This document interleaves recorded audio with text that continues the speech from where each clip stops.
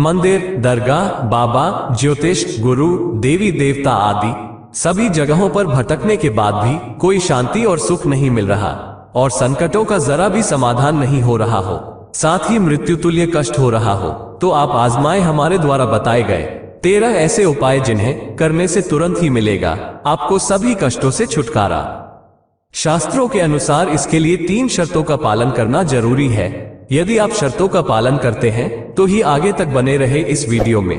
पहली शर्त ये कि किसी भी प्रकार का नशा नहीं करेंगे। दूसरी यह कि घर की स्त्रियों का पूर्ण सम्मान करेंगे। तीसरी यह कि खुद के बारे में और दूसरों के बारे में कुछ भी नकारात्मक न तो सोचेंगे और न बोलेंगे। यदि आप यह उपाय न भी करें तो अंतिम उपाय ही कर लेंगे तो 100% आपके अच्छे दिन शुरू हो जाएंगे। पहला उपाय, कर्पूर जलाना। प्रतिदिन सुबह और शाम घर में संध्यावंदन के समय कर्पूर जरूर जलाएं। हिंदू धर्म में संध्यावंदन, आरती या प्रार्थना के बाद कर्पूर जलाकर उसकी आरती लेने की परंपरा है।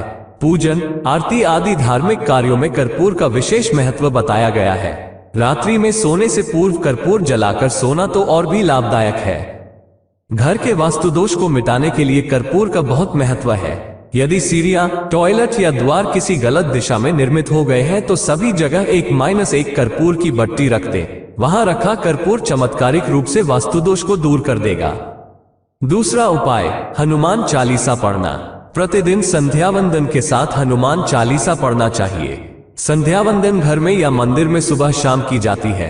पवित्र भावना और शांति पूर्वक हनुमान चालीसा पढ़ने से हनुमान जी की कृपा प्राप्त होती है, जो हमें हर तरह की जानी अनजानी होनी अनहोनी से बचाती है। तीसरा उपाय, धूप, दीप, चंदन, कुमकुम, अष्टगंध, जल, अगर, कर्पूर, घृत, गुड़, घी, पुष्प, फल, पंचामृत, पंचगव्य, नैवेद्य, हवन, शंख, घंटा, रंगोली, मांगना, आंगन अलंकरण, तुलसी, तिलक, मौली, कलाई पर बांधे जाने वाला नाड़ा, स्वस्तिक, ओम, पीपल, आम और कैले के पत्तों का हिंदू धर्म में बहुत महत्व है। भोजन करने के पूर्व कुछ मात्रा में भोजन को अग्नि को समर्पित करने से वैश्वदेव यज्ञ पूर्ण होता है। इसके अलावा गुड़ और घी की धोब। हिंदू धर्म में धूप देने और दीप जलाने का बहुत ज्यादा महत्व है। सामान्य तौर पर धूप 2 तरह से ही दी जाती है। पहला गुग्गुल कर्पूर से और दूसरा गुड़ घी मिलाकर जलते कंडे पर उसे रखा जाता है। यहाँ गुड़ घी व चावल से दी गई धूप का खास महत्व है। धूप देने के नियम, रोज धूप नहीं दे पाए तो 13, 14 और अमावस्या 14 तथा पूर्णिमा को सुबह शाम धूप अवश्य देना चाहिए। सुबह दी जाने वाली धूप देवगणों के लिए और शाम को दी जाने वाली धूप पितरों के लिए।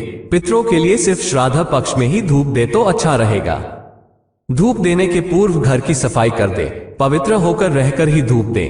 धूप ईशान कोण में ही दे। घर के सभी कमरों में धूप की सुगंध फैल जाना चाहिए। धूप देने और धूप का असर रहे तब तक किसी भी प्रकार का संगीत नहीं बजाना चाहिए। हो सके तो कम से कम बात करना चाहिए। चौथा उपाय, नारियल का उतारा। पानीदार एक नारियल ले और उसे अपने ऊपर से 21 बार वारे। वारने के बाद उसे किसी देवस्थान पर जाकर अग्नि में जला दे। ऐसा परिवार के जिस सदस्य पर संकट हो उसके ऊपर से वारे। उक्त उपाय किसी मंगलवार या शनिवार को करना चाहिए। 5 शनिवार ऐसा करने से जीवन में अचानक आए कष्ट से छुटकारा मिलेगा।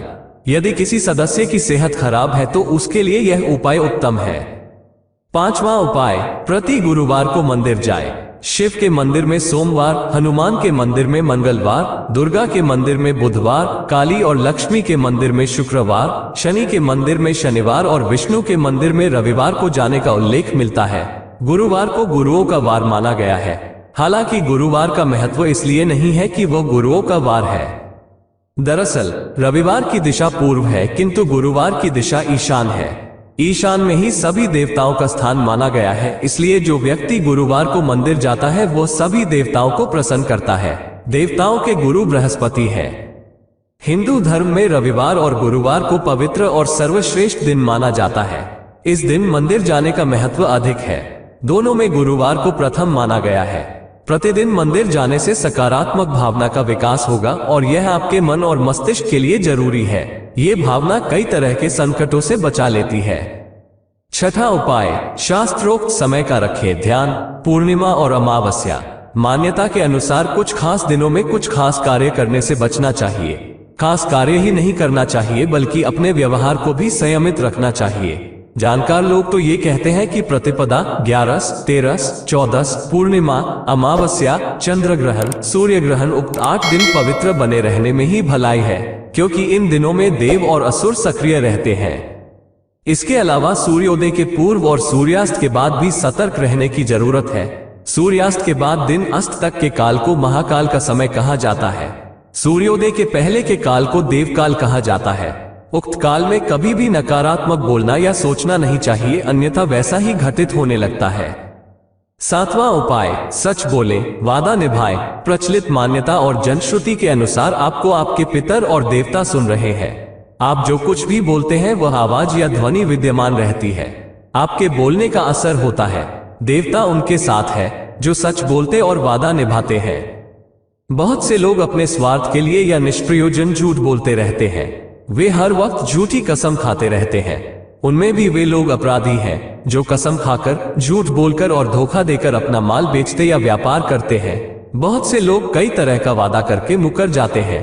यदि आप में इस तरह की आदत है तो इसे सुधारना जरूरी है, अन्यथा आपकी प्रार्थनाओं और कामनाओं का कोई महत्व नहीं।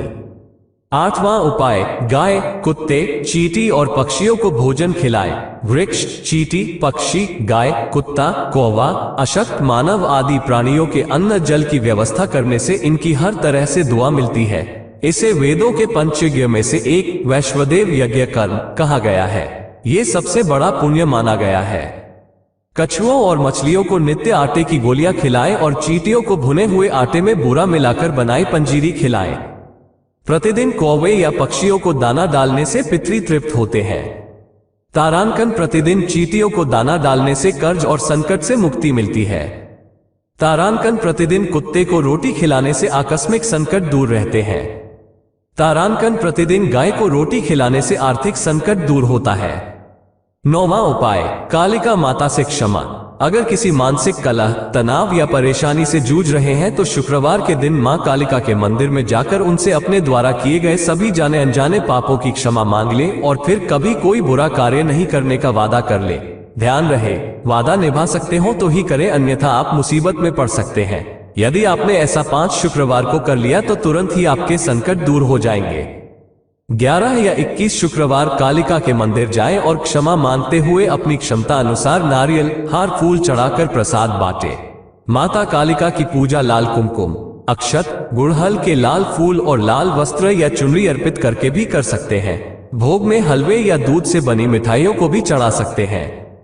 अगर पूरी श्रद्धा से मां की उपासना की जाए तो आपकी सारी मनोकामनाएं पूर्ण हो सकती हैं।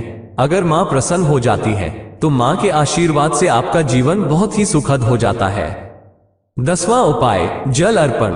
एक तांबे के लोटे में जल ले और उसमें थोड़ा सा लाल चंदन मिला दे। उस पात्र को अपने सिरहाने रखकर रात को सो जाए। प्रातः उठकर सबसे पहले उस जल को तुलसी के पौधे में चढ़ा दे। ऐसा कुछ दिनों तक करें। धीरे धीरे आपकी परेशानी दूर होती जाएगी। 11वां उपाय, हनुमान जी को चढ़ाए चोला। 5 बार हनुमान जी को चोला चढ़ाए तो तुरंत ही संकटों से मुक्ति मिल जाएगी। इसके अलावा प्रति मंगलवार या शनिवार को बड़ के पत्ते पर आटे का दिया जलाकर उसे हनुमान जी के मंदिर में रखाए। ऐसा कम से कम 11 मंगलवार या शनिवार को करें। 12वां उपाय, छाया दान करें। शनिवार को एक कांसे की कटोरी में सरसों का तेल और सिक्का, रुपया, पैसा डालकर उसमें अपनी परछाई देखें और तेल मांगने वाले को दे दे या किसी शनि मंदिर में शनिवार के दिन कटोरी सहित तेल रखकर आ जाए। यह उपाय आप कम से कम 5 शनिवार करेंगे तो आपकी शनि की पीड़ा शांत हो जाएगी और शनिदेव की कृपा शुरू हो जाएगी। 13वां उपाय, जप से मिलेगी संकटों से मुक्ति। सभी तरह के बुरे काम छोड़कर प्रतिदिन राम के नाम, गायत्री मंत्र या महामृत्युंजय मंत्र का जाप शुरू कर दे। ध्यान रहे, इसमें से किसी एक मंत्र का जाप ही करें। कम से कम 43 दिनों तक लगातार इसका जाप सुबह और शाम नियम से करें। इस जाप का असर जब शुरू होगा तो संकट भी धीरे धीरे दूर होने लगेगा। उक्त जाप के दौरान झूठ न बोले, तामसिक भोजन न करें और किसी भी प्रकार का नशा न करें, अन्यथा इसके बुरे परिणाम भी हो सकते हैं। राम का नाम तो आप दिन भर जप सकते हैं। कलयुग में राम के नाम से बड़ा कोई उपाय नहीं।